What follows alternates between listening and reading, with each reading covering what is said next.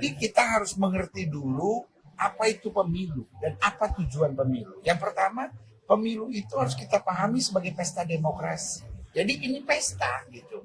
Jadi saya suka gambarkan pemilu ini mirip-mirip sama Piala Dunia bola gitu.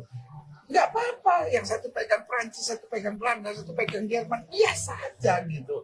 Dan berjuanglah sama-sama bikin seru-seru gitu. Nah, Iya. kadangkala akhirnya kita bukan lagi pesta demokrasi gitu, tapi kita sudah terpengaruh sama konstelasi politik gitu. Jadi Iya. kita bukan lagi memberi support buat para politisi, tapi politisi telah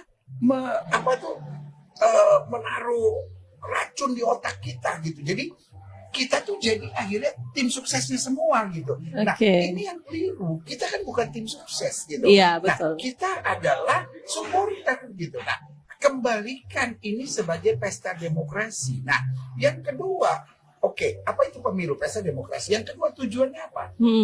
Mencari pemimpin yang terbaik. Iya. Bukan mencari pemimpin yang saya suka. Nah, ini tuh. Jadi ini yang harus tahu. Jadi kembali seperti kalau saya bilang sepak bola Piala Dunia. Sepak bola Piala Dunia kan bukan bagaimana akhirnya mencari yang saya suka gitu. Iya, betul. Mencari yang terbaik. Iya. Nah, karena itu yang bertanding biarkan bertanding, tim sukses biarkan tim sukses, tetapi kita yang supporter biarkan menjadi supporter gitu. Sehingga nanti ujung-ujungnya pas menang, mana jagoan yang menang traktir. Nah, betapa indahnya kalau kita kembali seperti Betul. itu.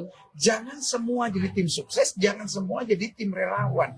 Ada politisi, ada relawan dan tim sukses, baru sebagian besar masyarakat harus menjadi supporter yang mendukung satu, pemilu damai, dua, pemilu aman, tiga, pemilu jujur, dan yang keempat, pemilu yang baik. Nah, Iya. kira-kira saran saya.